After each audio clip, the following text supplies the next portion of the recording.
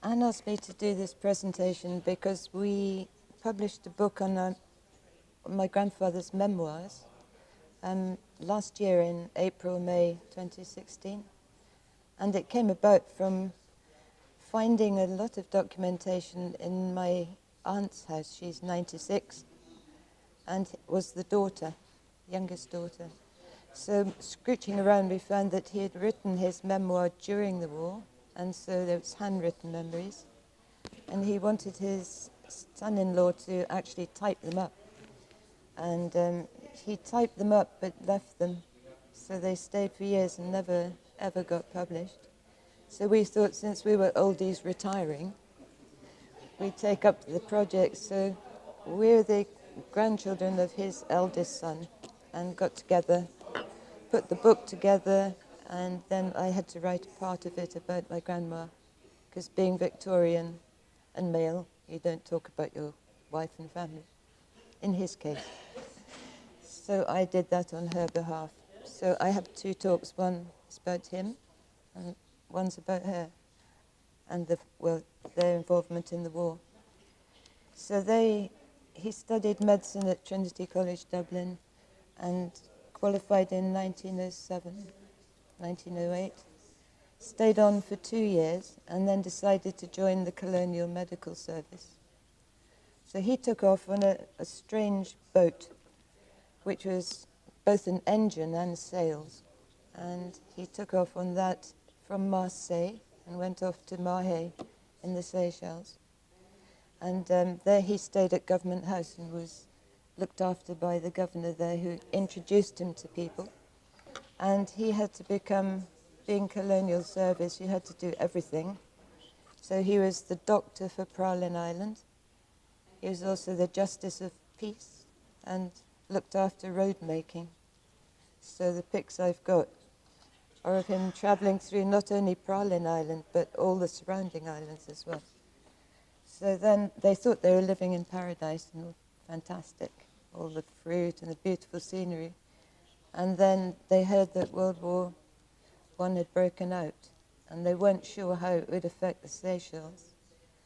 But my grandfather decided, as a doctor, he would probably be able to contribute more in East Africa, because he knowing about the various diseases like malaria, typhoid, so on.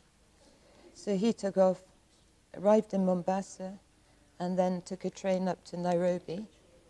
And he was given a title. He said, "Oh, you're going to be a captain, and go and find a uniform, and go off to Kisumu, which is up near Lake Victoria." And the interesting thing for people who don't know East Africa is Lake Victoria is the same size as Ireland. So they had to sort of go around it in a boat, looking out for the Germans, but also picking up wounded from the fighting on the other side.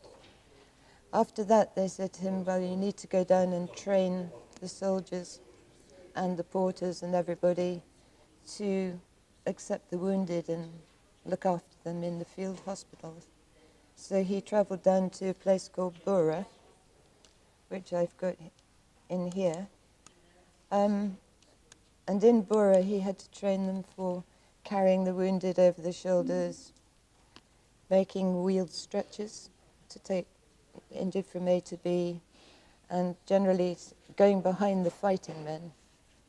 So he travelled in his time from almost all of British East Africa and also German East Africa, landing up at the end of the war in Lindi, which is right up at the north side, in 1918. So he did the entire war following the field ambulance, which is part of the third field ambulance with the Kenya African Rifles Regiment. So he followed them, and they went absolutely everywhere. And the other thing people don't realize, it's 750,000 square miles they had to cover. A lot of it was on foot. Only to go up the coast or to take the wounded away was when you went down to the sea. And during all that time, it was very hard to get supplies. So the porters who picked up the supplies, say from Mombasa or some of the railways had to carry them to where the soldiers were, and of course had to eat them on the way to keep themselves going. So by the time they actually arrived, it was very half there or quarter there, so not really enough rations. My grandfather was also with A.W. Lloyd, who was a Punch cartoonist, and he did lots of cartoons after the war because he stayed there till 1917 when he was wounded.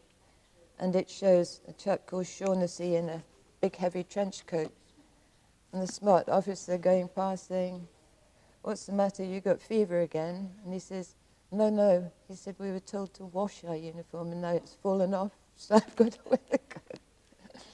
And another one was about rations, really, chap in rags. He said, "Everything all right? Is anything to complain about?" And he said, "Nothing at all here to complain about," because he hadn't eaten for 3 days. And during the operation, my grandpa, in the end, had to put iodine over his hands because there's no water to wash when you did an operation. And that was the same for the dressers and people involved. That's if the iodine lasted. And by the time they got down, Grandpa was very sick a lot of times with malaria, but they had to keep going. And at one stage, he was left behind with 100 patients to walk on foot and try and find somewhere to rest. And he got to a German military hospital, and he had a temperature of 105 and 100 sick men. So he put them in the shade, staggered in and said, "I'm commandeering this hospital from you," German doctor. And he was very kind. He said, "You look pretty sick yourself." So he gave him a glass of wine and some quinine and said, "Okay, you're the boss now." But because he was ill, he had to hand over to an English nurse who was working in the hospital. And she had been stuck there when the Germans took it over as a military hospital.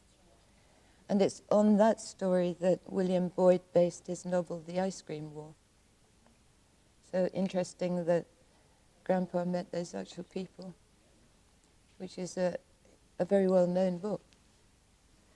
So after all of that, he kept going down with malaria and disease, going back, or just working through it, and eventually got the Military Cross for working on 100 patients for 100 hours without stop and without eating or drinking or anything else. So he had a tough old time. They eventually let him go back to the Seychelles on convalescent leave in 1917. But he had to catch a boat which went all the way up to Bombay and then back down to the Seychelles. So by the time he got home, there's a little bit of leave left, and he looked after the Seychelles Labour Corps, of which 715 had been sent across to East Africa to help, and 41% were killed because the diet was quite different to what they were used to and the disease that they came across. So he spent his leave looking after them in the hospital, but they had helped him in hospital by passing coconut water through the window. So they knew each other from before. So after 1917 convalescent leave, he went back on a boat back and joined the unit up in Lindy. So he saw the war through till summer 1918, and then he was ill again, so they sent him up to Kisumu, back all the way up there. So my grandma jumped on a boat with all the children and travelled up to be with him. And that was the episode of the Spanish flu, where they were trying to vaccinate people.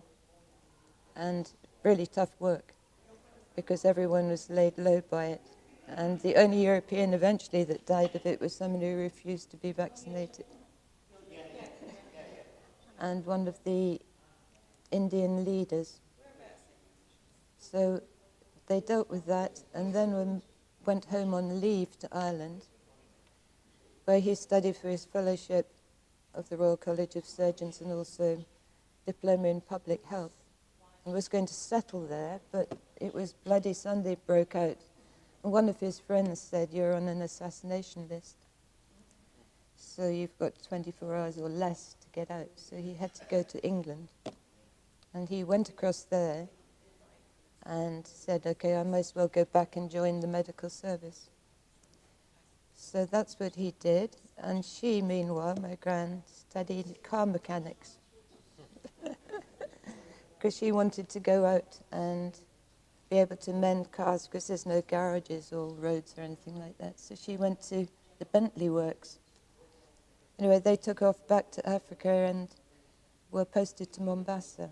So he was senior medical officer there, and had to deal with the whole of the coast. After which he was sent up to Nakuru and then back to Nairobi. And then they made all the doctors redundant in about 1932, the colonial service, and so he returned back to England at that stage.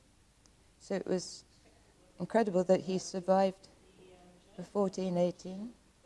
And the statistics at the end of it showed that more people died of disease than wounds. I think it was 42,000.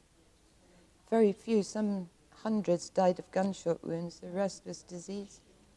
So compared to the Western Front, they lost about 105,000. But majority probably was disease. I think 40%, something like that. So it's interesting statistics.